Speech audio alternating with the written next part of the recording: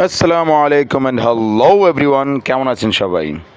আজকে আপনাদের ঘুরে দেখাবো ফেরির এ টু জেড, একদম উপর থেকে চালক থেকে শুরু করে নিচ পর্যন্ত একটা ফেরি কী কী থাকে এবং কি হয় তাই দেখব। তো চলুন দেরি না করে ঘুরে দেখি।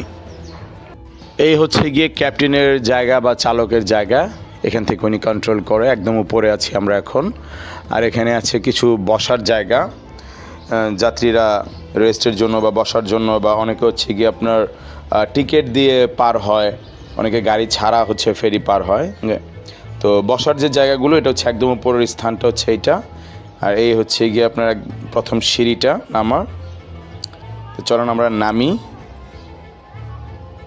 ভিউটা আসলে খুবই চমৎকার, নদীর মধ্যে, মানে খুবই ভালো লাগে। আর এই হচ্ছে গিয়ে স্টাফদের রুমগুলো, এখানে স্টাফরা বসে আছে। আমরা একদম পাড়ে চলে আসছি অলমোস্ট। যাত্রী ভাড়া 60 টাকা লেখা। তো আমরা একদম পাড়ে চলে আসছি, এখন সবাই এই জন্য নেমে যাচ্ছে, সাথে আমিও নামছি। আর আপনাদের দেখাচ্ছি, সিঁড়িগুলো খুব খাড়া, একটু ডেঞ্জারাসই মনে হলো আমার কাছে। আর এই হচ্ছে গিয়ে ওনাদের ক্যান্টিন, যেটা হচ্ছে দোতলায়। তো 3 তলা 4 তলার উপর আমরা ছিলাম। এই হচ্ছে গিয়ে ক্যান্টিন, খাবারগুলো এখানে সাজানো, ঢেকে রাখছে খুব সুন্দরভাবে। আর হচ্ছে ক্যান্টিনের বসার জায়গা। তো দোতলায় হচ্ছে ক্যান্টিন একবার শুরুতেই। এরপরে এই হচ্ছে গিয়ে আপনার নিচ তলার দিকে যাচ্ছি, একদম গ্রাউন্ড ফ্লোর, যেখানে হচ্ছে সব গাড়িগুলো থাকে।